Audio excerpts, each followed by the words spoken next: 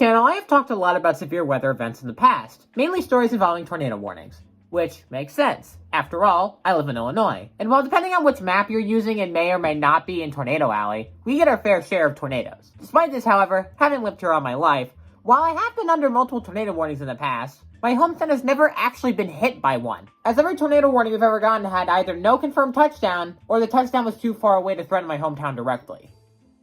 That wasn't until this year. That there is high confidence that this event is going to be very significant. It's not very often that we see a trough this big collide into a giant warm sector like this. The warm sector of this storm being so wide means that every storm that forms, if it remains discrete, can become a long-track supercell. There's almost an endless amount of nadir juice out here. Honestly, these past few years, tornado season has been pretty underwhelming here in Illinois. Well, okay, at least in northern Illinois, where I live. Up until this year, the last time we were under a tornado warning was in November of 2020. And even then, November is not a part of tornado season. And I honestly don't know the last time we were under a tornado warning in my hometown during actual tornado season, aka March through May. However, this year has been different. And in this video, I'm going to cover 2 tornado outbreaks that happened in late March and early April. The first event, which was in late March, was the first day all year where we were predicted to reach temperatures in the 70s. Now, when I saw this at first, I was like, hey, it was like the cold weather is finally ending. And then I started seeing news about what this day could bring. Outlooks from the Storm Prediction Center kept showing there's a slight risk for tornadoes and severe weather throughout most of the state of Illinois. And with each outlook, the predictions got worse and worse. On the morning the storms were expected to happen, this was the outlook for the state of Illinois. Almost the entire state, except for Chicago, was in the high to moderate risk zones, aka the 2 worst risks you can be under, for both severe storms as well as tornadoes. An intense day was about to hit the entire state of Illinois, and many people were not taking it seriously. Guys, I'm gonna use the excuse of a tornado ate my homework to have not done my homework. Guys, I think we should be taking this a little more seriously. Dude, how many times have we had days that are supposed to be as bad as today is supposed to be, and then literally nothing happens? Not often, because today is supposed to be bad. I'll have to see it to believe it. And I get it, we've had days in the past that predicted to be bad, but it only ended up being a little bit of rain or something. However, this outlook was different than all that. Despite my best efforts not to, I spent all my downtime in class looking at predictions of when the weather was supposed to ramp up and how bad it was going to be. Then, in first period, we were suddenly surprised with an unexpected tornado drill, which makes sense given the circumstance. Here's one flaw with it though. One of the most important things to do when you're under a tornado warning is to stay away from windows, as those can easily blow out. However, the issue is, my school has glass everywhere. In the classrooms, the doors themselves, the area above all the lockers in the hallway, even the locker room my math class was told to go into had an office of glass windows and glass near the showers. Our school has a basement, but for some reason we weren't allowed to go down there. Lauren's class got sent to the trophy room, the room with the most glass in the entire school. To the school's credit, they used this drill to change where each classroom goes for the next drill, which is good, although it does make you wonder why the trophy room was even one of the places students were supposed to go during the actual drill. Anyways, we go through the next few periods, and then right before lunch, the National Weather Service issues a tornado watch for my area. The National Weather Service in oh boy, City this is where things start to get interesting. Nothing's going to happen. Shut your mouth! During 5th period, which is not too long after lunch, people started getting called out of school by their parents. As with the tornado watch now in place, and the first weather event being expected to happen just before the end of the school day, certain parents didn't feel their kids were safe still being in school. Please be me, please be me, please be me, please be me. Rebecca, you're gonna go home! Yes, dang it! I hope the tornado eats you on your way home. I was one of those people who convinced my dad to call me out. Haha, see you, nerd! I got home, and I began to relax for a while. Then, while I was listening to music, the sirens go off. Whoa, okay, that means something's coming. I go downstairs and start listening to both the weather radio from my area, as well as started watching a live stream about other storms at the current moment. The rain poured down heavily, and the visibility outside was basically non-existent. But, just as quickly as it came, it was over. For now. A couple more hours go by, and the second round of storms begins to rapidly approach my hometown. And then suddenly, just before the storms reach us, tornado! Immediately, I go downstairs in my basement, where each room has a glass window, and shortly after, so does my dad and brother. I look outside at the sky through the window. It was an olive green color. I heard before that when the sky changes its color to green like that, that means there's a tornado.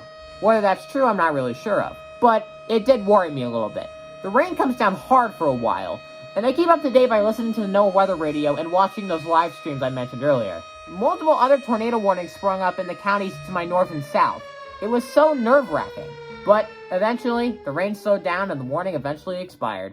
No tornado had actually touched down. After the storms were over, I and many other people thought that this kind of weather was over, at least for a little while. Over 100 tornadoes in total were confirmed that day. There's no way there'd be a similar risk like this for the state of Illinois again anytime soon. Oh, a couple days later, the state of Illinois was under basically the exact same level threat that it was under the week before. However, if the past predicts the future, then nothing will happen this time, right? That was what most people were saying. However, I felt that this event was going to be different than that previous one. And I ended up being right. One of the first things I did that morning was check the radar future track. There was some light rain predicted that morning, but as far as we knew, the actual severe weather event wasn't supposed to happen until like 5 or 6 p.m. Dang, well, there goes an excuse to leave school early again. So, that day when we entered history class, we saw that my history teacher had gotten a new TV, replacing his own one which was like 40 years old. And we were excited to see how it compared to the old one.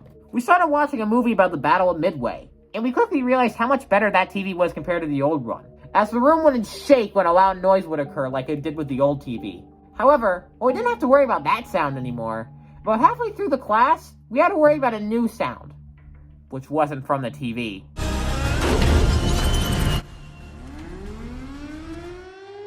Now, we made jokes that morning that, since it was the beginning of the month and that's when they test the tornado sirens, that it'd be funny if the sirens went off at their normal scheduled test time, but then they just kept going. However, this was before they were scheduled to go off, which means something was happening. Outside, the sky was getting dark fast, and we were ordered to go downstairs and to sit in the hallway, as we were under a shelter-in-place warning. Most of us weren't aware of what was happening outside, as we couldn't see outside from inside the hallway, but we assumed it couldn't have been anything too serious, as our phones hadn't gone off with a warning for anything. Then, suddenly, at my school, the power goes off. When the school lost power, people began freaking out. Really bad. I found this kind of funny at first, but this is actually getting a little worrying, guys. While this was happening, a tornado touched down just to the west of the town hospital and began moving east. The tornado passed by the hospital and the high school, a different high school than the one I go to, went behind the town grocery store, went behind one of the other schools in my town, and finally died just before hitting the other grocery store in town. An EF1 tornado had touched down and went through parts of my town. And at the time, none of us were aware of it. The National Weather Service wasn't even able to issue out a tornado warning, as it all developed too fast for them to keep up with it. Like I said, just a couple hours earlier, we were only expected to receive some light rain that morning. And yet, when the actual event did happen, my town instead was met with a tornado. Wow. Thankfully, the backup generators kick on and restore power to the school. After a while, we were sent off to the next class. We weren't really aware of anything that happened, and we just assumed everything was normal. However, in the middle of the next class, the power goes back out. I guess the generators gave up. And of course, without power, considering everything is digital now, nothing could get done in class that day. Alright, guys, I apologize. It took me so long to set everything back up, and when the power went out, I lost everything that I had planned for class today, which, sucks, but hey, at least it's back now. Okay, well, we're not doing anything in class now, I guess. We go through the next 2 periods without the power coming back, and then we go through lunch. While between passing periods, we had to use our phone flashlights just to walk around the school. And by this point, everyone realized that the power wasn't coming back, and that this was ridiculous. And by lunchtime, many people were getting called out and sent home. By the time I got to leave right after lunch, there was only about 4 people left in my study hall. When I left the school and started driving home, I saw the damage firsthand for the first time, and it was bad. It wasn't complete devastation or anything like that. It was just an EF1, but it was the most I had ever seen for a storm like this. Trees were down everywhere. Many roofs had lost their shingles. Power lines were down, some poles were leaning over, some garages got obliterated, and even some houses were severely damaged. Obviously, you can repair some of these houses and get them back to standard again, but this is still really bad. When I got home, I found out that my house too had lost much of its roof, and now we have to get it replaced with a new one. Our power was knocked out for nearly 12 hours, but thankfully, it did come back that night. Unfortunately, the school did get its power back, so we had to go back to school the next day. At first after the storm, many speculated that we had a microburst, and it wouldn't be revealed until a few days later after the National Weather Service did some surveying that we did in fact get hit by a tornado. And it makes sense too that our roof was damaged, as when the official path of the tornado was released, it was revealed that the tornado had come within less than 2,000 feet of our house. So, what happens now? Well, thanks to insurance, my parents aren't going to have to pay much to fix our roof. While there's going to be a lot of construction these next few months, my town should be able to recover relatively quickly.